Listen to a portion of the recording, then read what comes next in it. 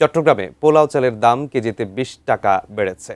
এছাড়া মোটামুটি স্থিতিশীল রয়েছে অন্যান্য পণ্যের দাম। চট্টগ্রামের পাহাড়তলী বাজারে ঠিক এই মুহূর্তে অবস্থান করছেন প্রতিনিধি মনিরুল ইসলাম পারভেজ। আমরা সরাসরি যুক্ত হচ্ছি তার সঙ্গে।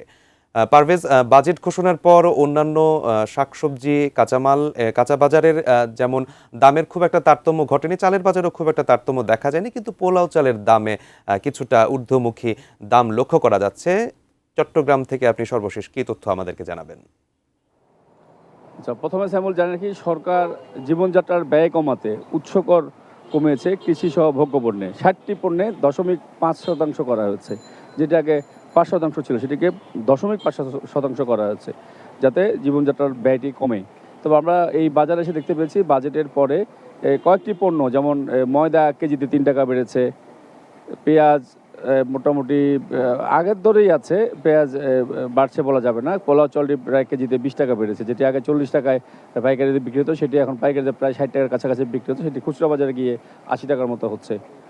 আচ্ছা, আর পেঁয়াজ, আদা, রসুন সেগুলো প্রায় স্বাভাবিক নিয়মে রয়েছে। তবে আমরা একটু এখানকার একজন সদাগরকে একটু যুক্ত করে নেই, যে এই যে মাঝে মাঝে সিন্ডিকেট হয়, আসলে ওনারা ব্যবসায়ী হিসেবে এই সিন্ডিকেটের নিয়ন্ত্রণে কি মনে করেন একটু বলেন তো। আপনারা এই যে হঠাৎ করে সিন্ডিকেট হয়ে যায়, কোনো দাম বেড়ে যায়, এটা নিয়ন্ত্রণ, এটা ভালো হবে যারা ইনপুট করে, ইনপুট আর বন্দর, সরকারের বন্দর নিয়ন্ত্রণ করতে হবে।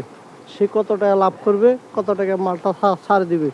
আর বিভিন্ন জায়গায় এরা মাল স্টক রাখে, এই স্টকগুলো কি সরকারে দেখতে হবে, তাহলে এটা কি রেট ঠিক হয়ে যাবে। আচ্ছা, এই যে একজন যিনি এখানকার সদাগর, অর্থাৎ উনি যে কথাটা গুরুত্বপূর্ণ কথা বলেছেন, সরকারের যে সংস্থাগুলো রয়েছেন, অর্থাৎ বন্দর দিয়ে যে পণ্যগুলো ইম্পোর্ট হয়, সেই ইম্পোর্টটি উনি ভ্যাট ট্যাক্স দিয়ে কত টাকা দাম পড়েছে, পাইকারিতে সেটি এসে কয় টাকা উনি লাভে বিক্রি করবেন, পাইকারিরা যার কাছে বিক্রি করবেন, খুচরা দোকানদার, তারা কয় টাকা এটি বিক্রি করবেন, অর্থাৎ কে কয় টাকা লাভ করবেন, সেটি সরকার যদি নীতিমালা করে দেয়, ঠিক করে দেয়, যে অর্থাৎ এটি ইম্পোর্ট রেট কত, পাইকারিতে কত, খুচরায় কত, তাহলে আর এই সিন্ডিকেটটি হবে না। আর অনেকে বলছেন যে এনে মজুত করে, সেই মজুতটিও কত টন সে মাল আনলো, কত কন্টেনার মাল আনলো, সেটি কিন্তু বের হয়ে যাবে কাস্টমস থেকে সেই তথ্যটি নিলেই। অর্থাৎ সরকারের যে সংস্থাগুলো, ম্যাজিস্ট্রেটের যে অভিযান, আবার আমাকে অনেক ক্রেতা বলেছেন যে প্রতি সপ্তাহে 2বার ম্যাজিস্ট্রেট শুধু ঢুকলেই হবে, অর্থাৎ ম্যাজিস্ট্রেট ঢুকলেও এই যে কারসাজিগুলো হয়, এতে পাইকার দোকানদার দেখা গেল কোনোটা পণ্যে কিছু বাড়িয়ে দিচ্ছে, সেই জিনিসটি আর হবে না। সেদিন তথ্যই আমাকে জানানো হয়েছে। আর সর্বশেষ বলি, সয়াবিন তেল নিয়েও আমরা দেখেছি যে এই ধরনের একটি ক্রাইসিস করার চেষ্টা রয়েছে, তবে চিনির দামটা একটু কমেছে। সব মিলে আসলে সর্বশেষ তথ্য হচ্ছে ইম্পোর্ট যেখান থেকে যারা করে তাদের উপরেই নজরদারিটি বাড়ানোর কথাই কিন্তু আমাকে এখানকার ব্যবসায়ীরা জানিয়েছে।